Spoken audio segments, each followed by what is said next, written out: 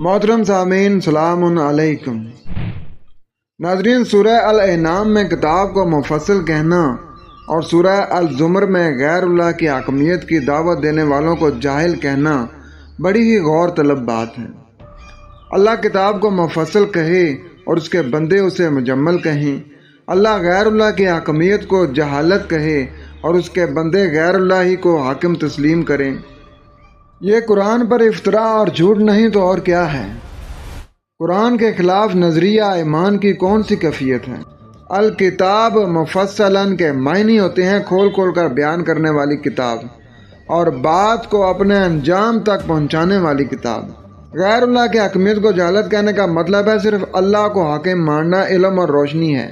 मालूम हुआ कि नबी सलामुन अलैह और गैर नबी सब इस वाहिद किताबुल्लाह से हुक्म हासिल करेंगे जो किसी भी गैरुल्लाह की तशरीह और तफसील का मोहताज नहीं होगा।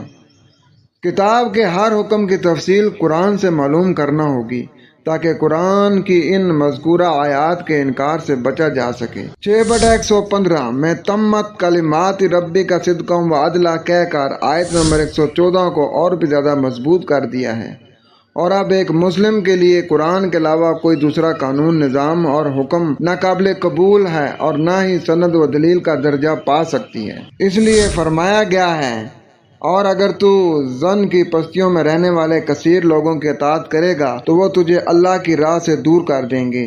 वो तो सिर्फ जन की तबाह करते हैं और वो तो सिर्फ क्यास आराइयाँ करते हैं। बेशक तेरा रब जानता है जो उसकी राह से दूर होता है और वही जानता है हिदायत याफ्ता लोगों को। 6/117। अब गुमराही और हिदायत का फैसला कुरान करेगा। अल अर्ज का मायने आम ज़मीन ही किया जाता है, इसका मायने पस्ती भी होता है।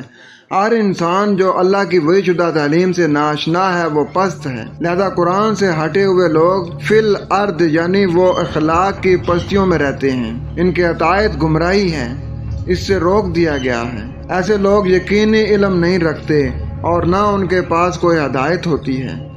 ये लोग सिर्फ जन यानी अकली अटकल पिछू से काम लेने वाले लोग होते हैं। इनकी बात सवाए गुमराही की और कुछ नहीं होती। लिहाजा इस आयत में उन लोगों से बचने की ताकीद की गई है। 6/117 आयत में हिदायत और गुमराही का मसला किसी इंसान की जाती पसंद और नापसंद पर नहीं छोड़ा, बल्कि उसका फैसला अल्लाह ने अपने पास रखा है। हिदायत और गुमराही का इल्म अल्लाह के सिवा किसी के पास नहीं है। लिहाजा अल्लाह की किताब की तरफ रुजू करना पड़ेगा। इसका फैसला गैर कुरान से नहीं होगा। ला इलाहा इल्लल्लाह के इकरार ने अल्लाह के मुकाबले में किसी की मर्जी और इख्तियार नहीं रहने दिया और न ही किसी के वकार की गुंजाइश रखी है। अल्लाह के सामने बेबसी का ये आलम है कि अब उसके हुक्म पर किसी का हुक्म फौक नहीं। जिंदगी की नशोनुमा अल्लाह के हुक्म के बगैर बातिल करार पाएगी। अब एक अल्लाह का हुक्म चलेगा और उसकी हकमियत सारे दुनियावी हाकिमों को दबा कर रख देगी। अब कुरान के सामने न तो किसी मुफ्ती अजीम का फतवा चलेगा और न ही किसी अलामा के इल्म की कोई हैसियत है। कुरान का हर हुक्म, हर लफ्ज और हर बात हमारे लिए हरफ आखिर है। इससे आगे न हमारे कदम बढ़ेंगे और न ही हमारी सोच इससे आगे निकल सकती है। अल्लाह में अमल करने की तौफीक अता फरमाए। अपना ख्याल रखें। वस्सलाम।